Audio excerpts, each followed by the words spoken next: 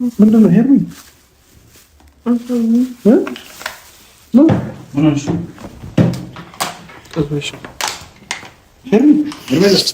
ሄርሚ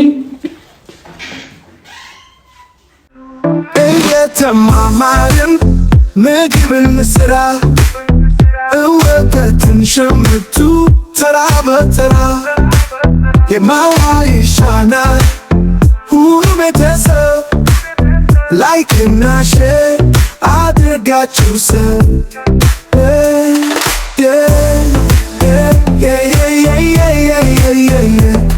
ነና እማዋ ይሽነና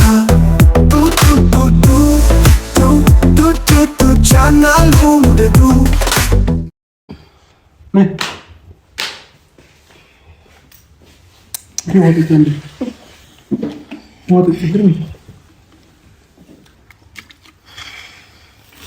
ሄርሚ እንሂድ እንደ ሆስፒታል ሐኪም ቤት እንሂድ። ሙሉ ቼክአፕ ተደረጊ። የምሬን ነው እውነት እንዴ? እንደዚህ ሆነሽማ እንዴት ታዲያ ታድርጊ? ያስፈልግምማ አይባልም እንዴ? ላንቺው እኮ ነው ያለው ነገር መታየት አለበት። መጀመሪያ ደረጃ ሐኪም ቤት ሄጃለሁ እኮ ሐኪም ቤት ሄደሻል። ግን እኔ አሁን ብዙ ነገር የደበቅሽኝ እየመሰለኝ ነው። የእርግዝና ውጤት ይፋ ሆነ። ደብቀሽኛል። ሳትዋሽ ንገሪኝ። እንዲህ እየሆንሽበት ያለሽበትን ምክንያት ንገሪኝ። ሁለት ልጆች አባት ሊሆን እንግዲህ አንደኛው ተወልዷል፣ አንደኛው ደግሞ ምናልባት እንደው ከ7-8 ወራት በኋላ እንደሚወለድ እንደዚሁ እየተረጋገጠ ይገኛል ማለት ነው።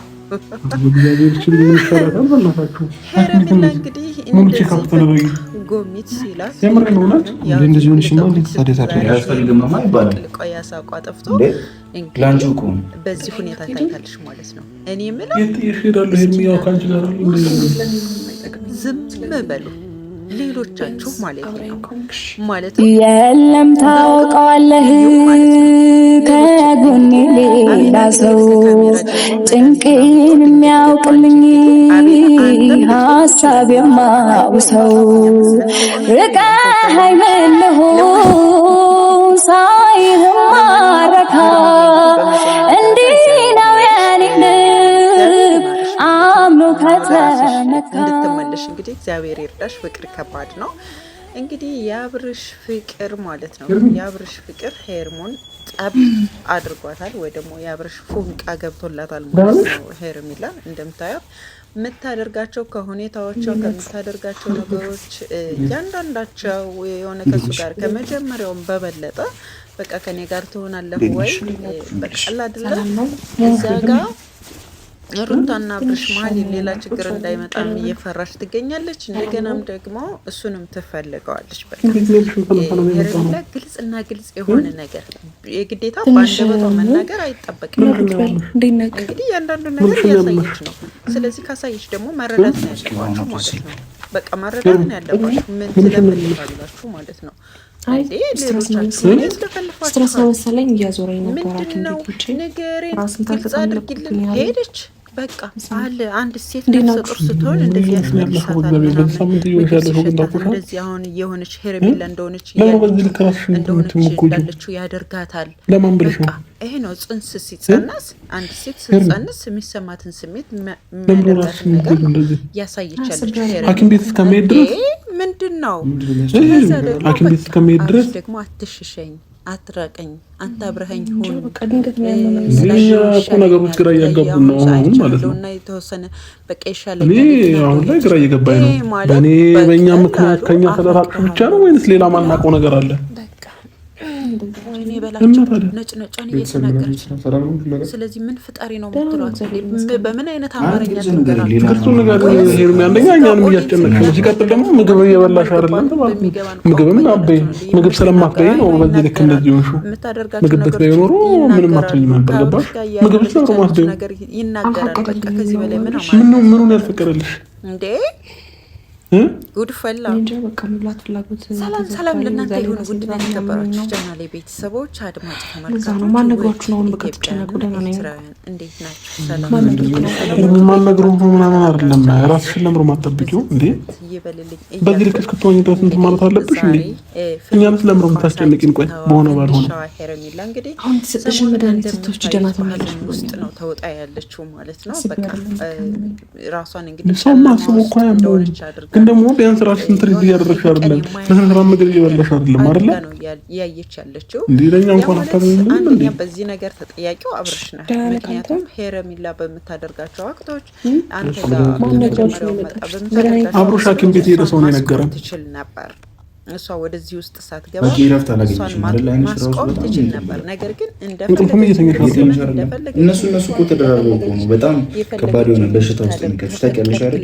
ምግብ አለመብላት፣ በቂ ረፍት አለማግኘት፣ ውሃ አለመጠጣት፣ እነዚህ ነገሮች ናቸው የሚያሳሙት የሰው ልጅ ሀሳብ የለጠፍኩትን ወይ ደግሞ የትናንት የለቀኩት ላይ ቪዲዮ ማየታችኋል። እንግዲህ የተሳሳሙበት ፎቶም እንዲሁ ተለቋል ማለት ነው። እየቆዩ ትናንት ሌላም ነገር አለና ይወጣሉ። ማናውቀው ችግር ካለ በግልጽ ነገር ይነና እኛም ግራ እንጋባ። ሄረሚላ ነፍሳ እኛ እዚህ በመሆናችንም የሆነ መናገር የምትፈልጊው ነገር እንትን የሚልሽ ከሆነ ችግር የለም እንመጣለን። ከአብርሽ ጋር ማውራት ትችላላችሁ። ሰው በቀላሉ እኛ መኖራችን ከብዶሽ ከሆነ በእኛ ፊት መናገር የምትፈልጊው ነገር ካለ ማለት ነው። ግን ብትነግሪኝ ደግሞ የሆነ ሀሳብሽን ሼር ማድረግ ይችላል። የምፈልገውን ነገር የማድረግ አልችልም። ከዚህ በላይ ምንም ማድረግ አይቻልም። ምክንያቱም እንግዲህ ማለት ቦርጫ ገፋ ብሎ ሲያዩት ምንድነው ከአብርሽ ነው አይደል እያሏት ነው ማለት ነው። አይቻልም ማለት ነው። ምንድነው እንግዲህ ቀብራራው ታደሰ በቃ እንዴ በአመት ልጅ አመት ያው እንግዲህ ይሄኛው የሄረሚላው ሲወለድ ሄርሚ ሁሉ ሰው ኑሮ እንዴት ነው የሚሰማሽ?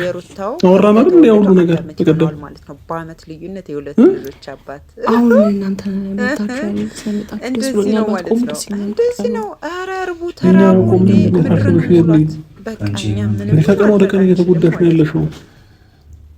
ግን በዚሁ አጋጣሚ ማለት የምፈልገው ሄረሚላ ከቀን ወደ ቀን ራስሽን እየጎዳሽ ራስሽን አትጣይ። ራስሽን ነምሮ እንደዚህ የምትሆኚ ወደ አልሆነ ነገር አታስገቢ ማለት ነው የምፈልገው። እውነት ለመናገር በጣም መጥፎ ነው። ራስን የሆነ ዲፕሬሽን ውስጥ ማስገባት፣ ራስን ጭንቀት ውስጥ ማስገባት እና ደግሞ እንዲሁም ደግሞ መጣሱን ይነገራል። ስትጨነቁ ስትታመሙ ጨጓራም በራሱ እንግዲህ እንዴት ህመሞች አሉት። እውነት ለመናገር ጨጓራ በጣም ገዛላት አቤላ ነገራችን ላይ ጭንቀትም እንደዛው እያንዳንዱ ነገር በጣም የሚያስጠላ ነገር አለውና ምክንያቱም እንግዲህ ፍቅር እሷ ፍቅር ነው ይዟት ያለው። ስለዚህ ፍቅር ደግሞ ጭንቀት ይገኛል ማለት ነው። እንደዚህ እንድጨነቅ ነው ፈጣሪ ከጭንቀት ሽገር አሁን ስለኔ መንገር አለ መንገር አይደለም እኮ እያወራን ያለ ነው አይደል? አንቺ ራስሽን ጠብቂ። ከራስ በላይ ንፋስ ምንም እንደዛ አይነት ምንድነው ያሉት አቤላ ሐኪም እርግጥ ፍቅር ከባድ ነው። በተለይ ደግሞ ከአንድ ወገን ብቻ ሲሆን እጅግ በጣም ማለት ነው። እውነት ለመናገር ፍቅር ከመጨነቅ ምናምን የተለየ ነገር አለ እንዴ? ማናውቀው የተፈጠረባት ነገር አለ ሌላ የሚይዛችሁ ነገር ነው ወይም ድንገት የሚሰማችሁ ስሜት ነው። ከዛ በኋላ ከዛ ነገር ውስጥ ደግሞ ነገሮች ከባድ ነው ማለት ነው። እንግዲህ አቤላም አልናገርም ብሏል። ሄረሚላ ምን ሆና ነው ለምንድን ነው የሚባለው ነገር አቤላም እንግዲህ ለራሱ ያጋባችኝ ያለችው ስንት ነው ጠዋት የገባችት የነበረው ካሜራ ላይ መናገር አንተ ራስህ ከመሽ ሆኖልናል ማለት ነው። ቀን ነበር አይገባችው ማለት ነው። በቃ ምንም ከሌላ ሰው ቅመሞች ገብቶናል ማለት ነው። የምንፈልገው ማለት ነው። ይህ ነው ማለት የምንችለው ማለት ነው። በተረፈ ሄረሚላን እንግዲህ በእውነት ደዋ ጸሎት አድርጉላት። በተለይ ደግሞ ሄርሚኛንም ባታስጨንቅን ከዚህ በኋላ ደስ ይለናል። እግዚአብሔርን የምሬ ነው። እየደበረኝ ነው ያለው በዚህ ሰዓት ማለት ነው። እንደኛ ነገር እንደዚህ ስትሆኝ እኛም እየተረበሽን ያለ ነው። እኛንም እያስጨነቅሽን ያለ ነው ያለሽው ማለት ነው። እኔ ቢያንስ ራስሽን እንኳን በምግብ በምናምን እንኳን አትንከባከብም እንዴ? እንደዚህ ማልቀስን እንደዚህ አይኗ እንዲያጥ እንደዚህ ጭንቀት እሞክራለሁ አይደለም። ባለፈው እንደዛ ሁሉ ነገር አውርተናል አይደል እንዴ? ያደረገችው ያለችው እዛው ላይ ያለሽው አሁን የምግብ ችግር እኮ የተፈጠረውን ነገር ንገሪኝ። ምንድን ነው የተፈጠረው? እኔ አሁን ብዙ ነገር የደበርሽኝ እየመሰለኝ ነው። አብርሽም እንግዲህ ችግር አለ እውነት ለመናገርና ደብቀሽኝ ያልሳቷሽ ንገሪኝ። እንዲህ እየሆንሽበት ያለሽበት ምክንያት ንገሪኝ። እያንዳንዱ ነገር ይናገራል። የደከመኝ ነው ዝም ብሎ ነገር ይናገራል ማለት ነው። አውሪኝ በስነ ስርዓት ወይም መፈልገው እኮ እኔ የደበቅሽ ነገር አለ እየመሰለኝ ነው ያለው። ወዳችሁ ላይክ ሼር ያጠፋነው ነገር አለ፣ ያጠፉት ነገር አለ እነሱ እኮ። እሺ በቃ ምክንያቱም ንገሪና ታዲያ። እግዚአብሔር ይማርሽ ማለት እወዳለሁ ማለት ነው። እንዲህ የምትሆኝባቸው ምክንያቶች ምንድን ናቸው? ምን ተገኝተው ነው? ከዛ በፊት አብረን ነበርን አይደለ? ምን አዲስ ነገር ኖሮ ነው?